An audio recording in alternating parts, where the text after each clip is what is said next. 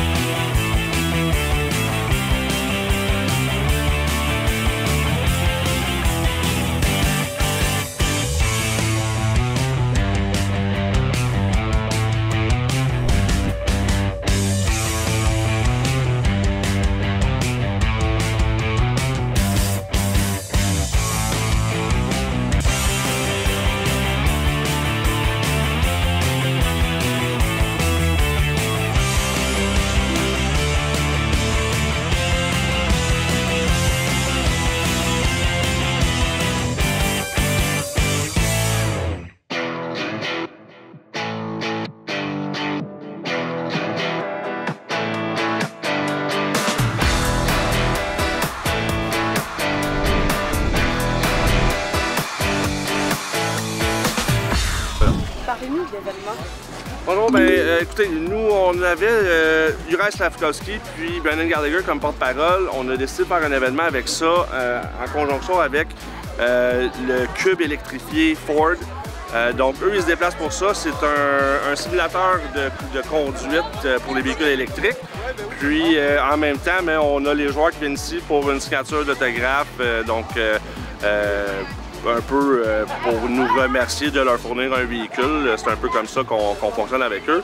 Puis ce qu'on a décidé de faire avec ça, avec Mme Albert du IGA S. Albert, c'est de remettre des sous au centre de pédiatrie sociale. Donc dans le fond, on va avoir des hot dogs à donner pour les enfants qui attendent.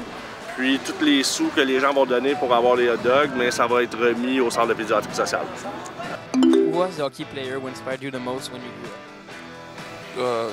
I would say Marian Hossa, played for Chicago for a long time, won Stanley Cup, so I would say him. Do you think you already adapted well to the North American hockey, or you still have some adjustment to do to your game? I mean, there is always adjustments to do, but I feel like I was getting better, but the injury stopped everything, so it's not that fun now. What is your biggest challenge you had to overcome since the beginning of your career? I would say it's probably this injury, what happened now, and yeah, I've never been injured for this long, so I would say this injury. How's Quebec right now? I mean, it's nice, a lot of snow, bad traffic, but yeah, it's nice. I like Montreal. What's your main goal in 2023? Probably just get back from this injury and play well next season.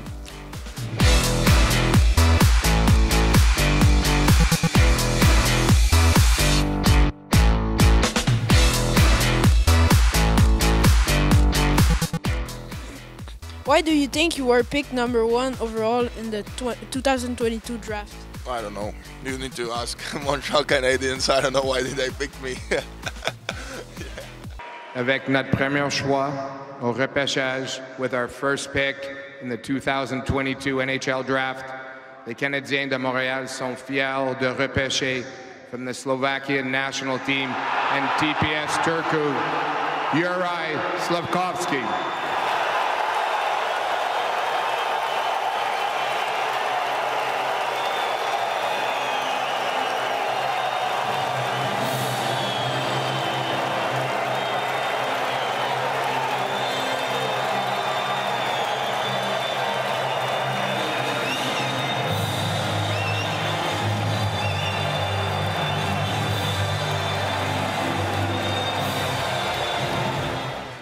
What is the difference between European hockey and America?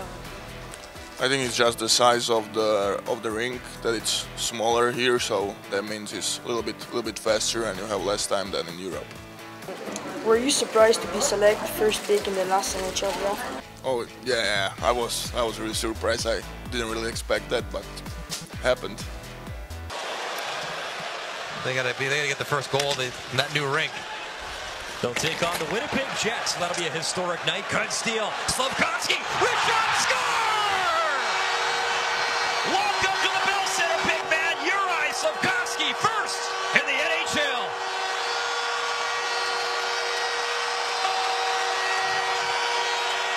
As Juraj Slafkovsky getting elevated to the second line, underway here in Calgary. Habs Flames and Kaiden Guhle on the puck for Montreal. He'll sling it to Slafkovsky, looking for Monahan, cutting in, Sean Monahan in, and what a stop, popped in front, shot, goal! Juraj Slafkovsky on the setup from Monahan, and what a dream start for Monahan and the Habs. 13 seconds into the game, Kaiden Guhle starts this right from inside the blue line, and he gives a perfect pass through the neutral zone. Jacob Markstrom looked like he was back on his heels, Monahan putting the pressure on, but yet Juraj Slafkovsky getting right up on the play. Do you see yourself finish your career at Montreal? I do. This is really the only place that I consider home, and it's been a good 11 years so far, and they treat me as good as I could ever ask for, so I hope so. First NHL game, first goal puck. Yeah, it was a game where I got the Giants all-time goals record, so that was pretty cool of the team to do that one for me. So I still brought these things home, but this is my first year. I like looking at the guys that we had. I know you had a different road to the NHL. You were drafted in the 5th round. You were a smaller player than the other. Who was your inspiration that keep you going and performing in the junior to see yourself become a full-time NHL? Your family. I think your family is who you rely on. They're the closest to you, and when you have your bad days, they're always there. And you know, sometimes you need them to be a little bit hard on you. Sometimes they support you, but they always know the right thing to offer you, and it seemed to work for me.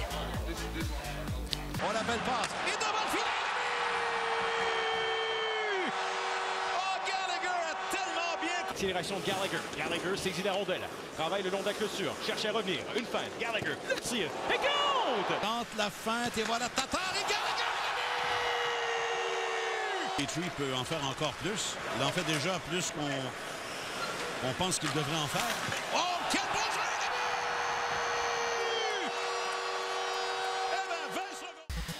I know you weren't much of a fighter, but you still had a couple of fights in your career. Which player gives you the hardest time during a fight? Oh, all of them. I'm not very good at fighting, so all of them, except for Slav. If I ever fight Slav, I like my chances.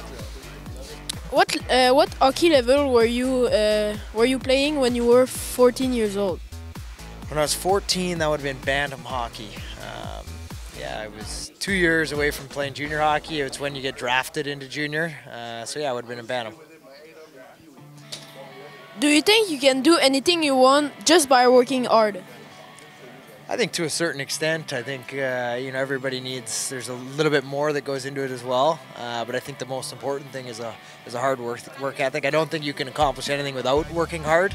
I think it takes a couple other things as well along the way. But if you don't have the foundation of hard work, I don't think you'll get very far. What's the hardest part of being a hockey player, a professional? Well, we have it pretty good. There's not much that we can complain about. One of the hardest thing is the lack of sleep. You get into cities at 3 in the morning sometimes, and you gotta get up and play the next day. But if that's the hardest thing about your job, I think we got a pretty good job. Are you sometimes afraid when you're in front of the net? I get so used to it now, so no. It's kind of where I play most of the time, and you just get used to it. It's what I have to do to have success, so not really. Which goalkeeper is the hardest to play against? Well, I'm thankful I never had to play against Carey Price. I think he was the best goalie. I don't know. I don't want to give any of those guys too much credit. There's probably a few guys that I can't score on, but I don't like to say it because I don't like to give them credit. We don't like them very much.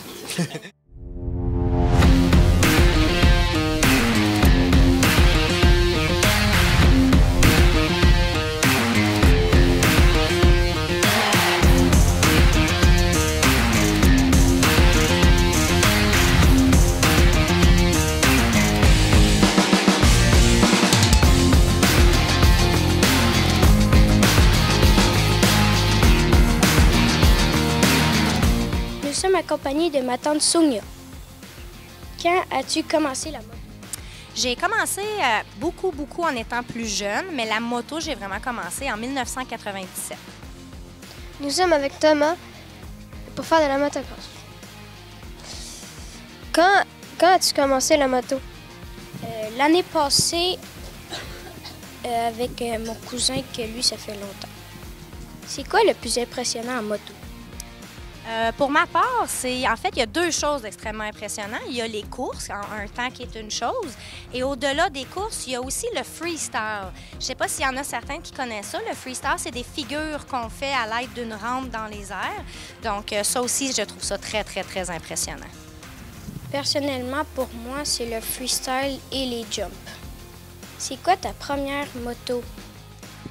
Ma première moto était une CRF 50. C'était un petit bicycle. J'ai commencé avec ça. Après, j'ai upgradé. Je suis allée à un 85, je suis montée jusqu'à un 110 et après, j'ai eu un 125. La première moto que j'ai eue, c'est un Polini 50. C'est une marque, je sais plus quoi. Puis ma moto en ce moment, c'est un KX65. As-tu été blessée? Oh que oui, plus d'une fois. Je me suis blessée des poignets, des chevilles, des épaules. Par contre, moi, j'ai été bien chanceuse, je me suis jamais rien cassé. Par contre, mon conjoint à moi a eu 27 fractures, donc il y en a eu pour les deux. Oui, je me suis ouvert le genou cet été sur une roche, puis c'est pas mal ça. Combien as-tu eu de motos? J'en ai eu plusieurs. Je dirais j'en ai eu à peu près 5-6 en tout, je te dirais. C'est quoi l'entretien des motos? En fait, il y a plusieurs entretiens. Première des choses, c'est qu'on doit toujours nettoyer notre moto à la fin de chaque ride ou course. Au-delà de ça, il faut faire les changements d'huile, il faut vérifier les plugs, vérifier que nos pneus sont bien ajustés, qu'il n'y a pas de trous, qu'ils ne sont pas à plat. Il y a aussi l'entretien en fonction de la track où est-ce qu'on va rouler. Donc, si on roule dans une track qui a beaucoup de sable, on va se mettre un pneu à sable.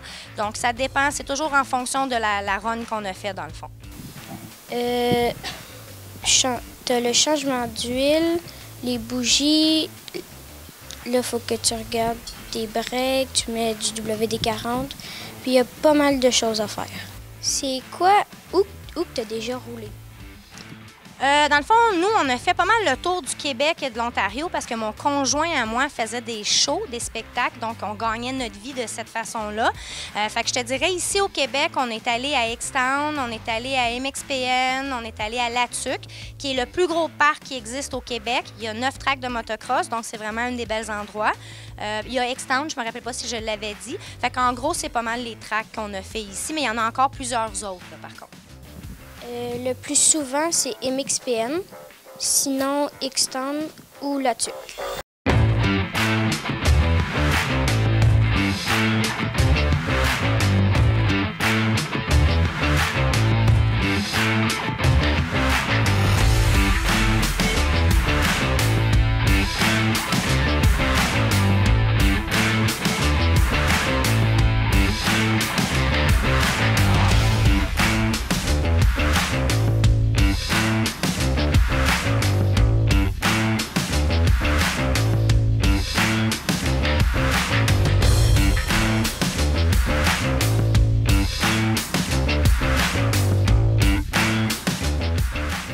Pour ne pas se blesser? Il y en a plusieurs, en fait. Le premier, c'est toujours avoir le bon équipement, porter les choses qu'on a besoin, un casque, un plastron, des genouillères, etc. Je dirais aussi de se réchauffer avant, ce serait très important, d'étirer nos muscles, être sûr qu'on ne se blesse pas. En gros, c'est pas mal ça. Toujours aussi avoir une vision de ce qu'on fait, pas s'aventurer sur quelque chose qu'on n'a jamais fait avant, prendre le temps d'analyser les choses et de prendre le temps aussi de se pratiquer bien comme il faut avant d'essayer quelque chose. L'équipement, oui, et serrer les jambes et mettre les coudes hauts. As-tu déjà fait des courses? Oui, en fait, j'en ai déjà fait. Moi, j'en ai fait plus en version amicale. C'était avant d'avoir des enfants. Maintenant, j'ai recommencé à en faire parce que mes 2 enfants, maintenant, ils coursent. Donc, la prochaine devrait être cet été, là, celle qui s'en vient. Est-ce que tu aimerais ça faire des compétitions plus tard? Oui, puis non. Oui, parce que ça serait cool de courser contre d'autres mondes, puis tout ça. Mais non, parce que j'ai déjà fait une course, une petite course contre des petits gars en 65 puis moi aussi. Puis c'est beaucoup de... Tout le monde tombe. Fait que là, tu rentres dedans eux, puis c'est quand même assez dangereux. Quelle moto aimerais-tu avoir?